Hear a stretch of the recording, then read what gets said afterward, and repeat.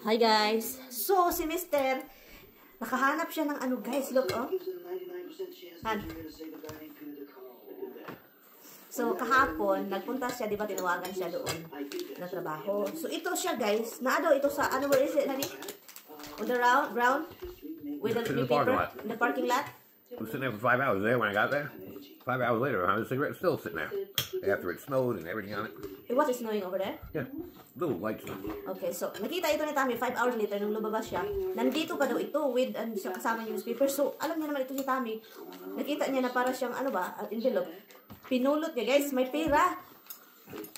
May pera po siya, for sure. Galing po ito sa bangko. Kasi guys, look oh. Ito siya. Pero ang problema, walang pangalan. So, isauli sana niya or ilagay kung kahit saan. Pero walang pangalan nakalagay.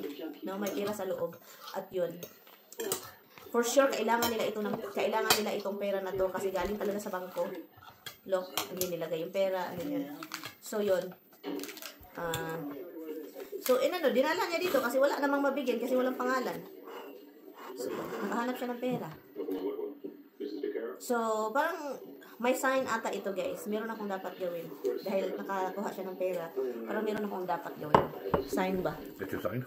Paminsan no, di sa uli. Paminsan ba, yung para makahanap tayo, makikita tayo ng pera. And then hindi natin masauli sa may-ari dahil walang mga pangalan, walang mga kung saan dapat i-ano.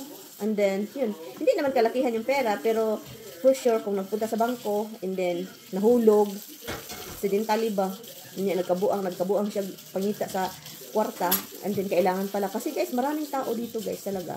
Nakaunti lang yung pera sa bangko, and then kukuha sila ng paunti-unti para ano, no?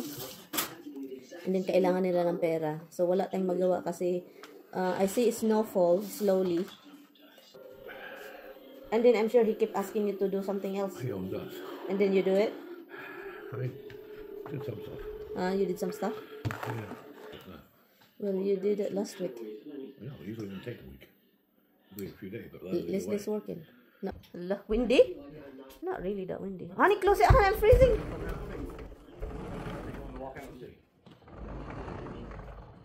Oh my goodness. Meron na naman tayong kamatis. Look. Dito po yung sa office no ni Mr. Look oh. So dito po siya ang haba na niya. Pero nagkabunga. At saka may hinog. And then dito din sa taas meron ding bunga. And then look, nagbunga talaga siya guys. And then meron na siyang hinog. I-harvest natin yung hinog at masarap ito sa salad ni Mr. Oh, di ba? Ang ganda guys. So, tinitubig-tubigin ko siya, pero hindi talaga yung daming tubig. Para naman, ano, no? Para hindi siya malumos sa tubig. Ang bango. Ang bango, guys, kamatis. Cherry tomato. Yun. At saka mabungot-bungot man itong kamatis. May mga bungot ba? Harvest. Ang saya guys, kasi nga, itong kamatis natin, kahit sobrang haba niya, pinutol ko na siya kasi wala nang bunga doon sa pinakadulo. So, ang ginawa ko, pinutol ko kasi hanggang dito na lang yung bunga. Tatlong layer yung bunga niya. So, kaya sabi ko, iputol na natin to kasi pahaba siya ng pahaba. So, yun siya. At yun, meron pa dito. And then, dito din, look. So, at least meron pa tayong maha-harvest na konti. So, yun. Para ito sa salad at saka sa itlog. Kung gusto ni Tommy, no? Meron tayo. Kamatis. O, diba? Ang ganda, guys. Look, oh. Nandyan lang siya. Sa bintana. Oh. There you go, guys. All the food in this house. And what does she pick? Bread. Like Hawaiian rolls bread. Yummy. She says, oh, I gotta get it for the cat. But what's cat doing? He's eating turkey. What's she doing? Eating bread. Eating turkey. Cat says, I ain't eating no stinking bread. It's so good. She's gonna spit in her coffee cup. It's already dripping. Honey, my son is so lucky. He got some turkey. I got some bread. He said, Mama, you picked bread, I picked turkey. He said, hey, don't film me while I'm eating. I really hate that. Did you give Roxy love?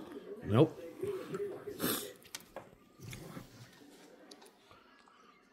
Give her something, come on. And then my husband doesn't eat lunch and he's giving animals turkey. Cold cuts. They're so lucky lang. So, andito tayo sa basement para ng ating freezer. May magsasabi na naman, si Inday Maria, nagpaibog na naman siyang freezer. Pag sure mo di, hindi pwedeng kukuha lang ako dito ng pang dinner namin. Charot. Hanap tayo ng pang dinner guys kasi meron akong plano. Plano. Kung makita ko lagi. Kung makita ko yung hinahanap ko. Yun. Crap. Yan, ito siya oh. Kulang pa ito guys, so dagdagan natin. At dito, meron dito. So, ito yung binili ni Tami kasi si Tami bili ng bili. So guys, yes, kukunin natin ito.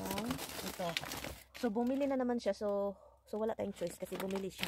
And then, lutuin natin kasi dapat niluto ko na to nung binili ito ni Mr. So, yun. Sira natin yan. So, para ilagay ko lang po ito sa ating oven.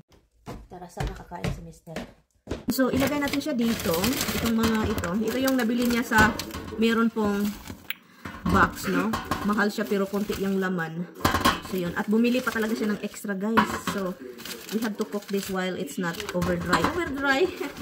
Overdry talaga. Ito siya. Kakaiba din siya kasi connection, oh. Ito siya, king crab na maliit. Ito siya. How do you call this crab, honey? Snow crabs? Snow crabs. So, marami siya, but we're not gonna eat it all, you know? I just cook it while it's not overdry, freezer burn. Kasi if it's freezer burn, I don't like it. So, cook it now while it's still okay. And then yun, pabayaan na natin siya dyan. Lagay natin sa oven na. Tara.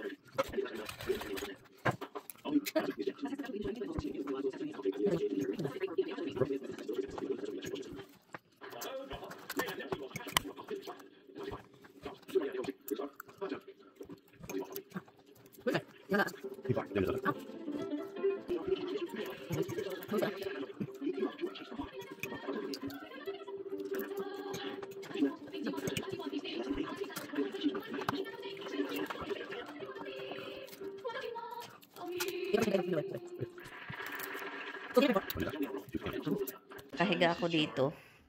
Nakabikaka. Kasi ang tiyan ko sakit. May hangin, nagdadagan. Takbo-takbo yung hangin. So, pinipress ko yung aking dito. Kasi talagang ang sakit, guys. Sinsya na kayo sa TV. Ang sakit, grabe. Mapifeel ko yung hangin kapag i-press ko and then i-move ko, ganun ba? I-ganun ko. Grabe ang sakit, guys.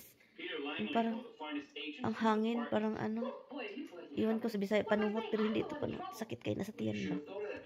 And then, pag press ko kanina, utot ako ng utot. Hindi ito pa man, Paminsan talaga ganito ako, guys.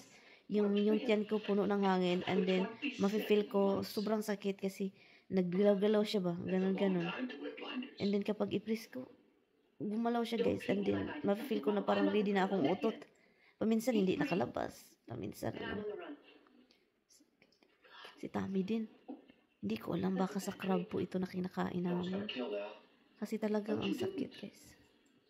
Yung parang sarap mag-inom ng mainit with yung mga herbal para makalabas yung hangin.